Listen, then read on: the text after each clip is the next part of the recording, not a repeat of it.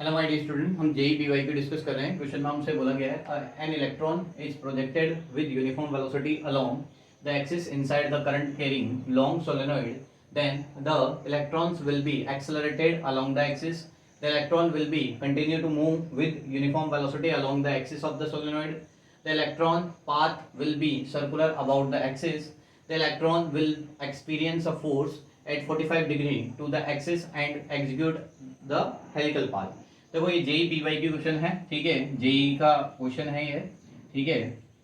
तो ध्यान देना बेटा। अब क्वेश्चन को किस तरीके से अप्रोच करते हैं कि यहाँ पर हमारे पास एक इलेक्ट्रॉन है जिसको प्रोजेक्ट कर रहे हैं, ठीक है, axis inside a current carrying long solenoid. तो देखो बेटा यहाँ पर हमने क्या करा, एक सोलेनॉइड कंसीडर किया है, ठीक है, ये हमारे पास सोलेनॉइड है और इसमें इस तरीके से क्या हो रही है, ठीक है, करंट फ्लो करा रखी है।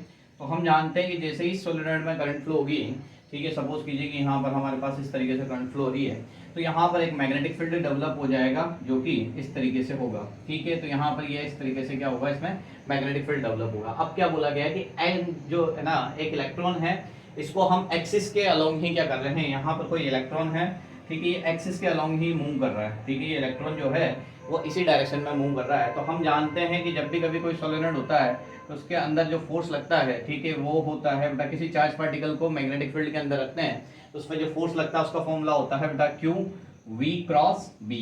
ओके, अब यहाँ हम क्या देख पा रहे हैं कि मैग्नेटिक फील्ड जो प्रोड्यूस हो रहा है सोलेनॉइड के अंदर और जो चार्ज पार्टिकल मूव कर रहा है, दोनों क्या है, एक दूसरे के पैरेलल है, ठीक है। तो मतलब यहाँ क्या हो रहा है, v पैरेलल किसके है, b के।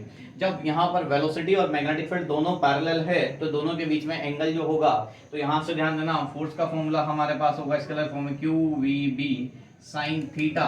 थीटा यहाँ पर कितना हो जाएगा, 0 डिग्री। थीटा 0 डिग्री क्यों होगा, क्योंकि v और b दोनों क्या है, सेम डायरेक्शन में। b मैग्नेटिक फील्ड लाइंस भी इसी डायरेक्शन में है और चार्ज पार्टिकल भी इसी डायरेक्शन में मूव कर रहा है। तो यहाँ पर थीटा की जैसे वैल्यू जैसे ही आप 0 करोगे तो यहाँ पर क्या हो जाएगा बेटा, साइन 0 की वैल्यू क्या होती है, 0। तो यहाँ पूरी वैल्यू क्या हो जाएगी, 0। तो इस पर लगने वाला फोर्स क्या हो जाएगा, 0।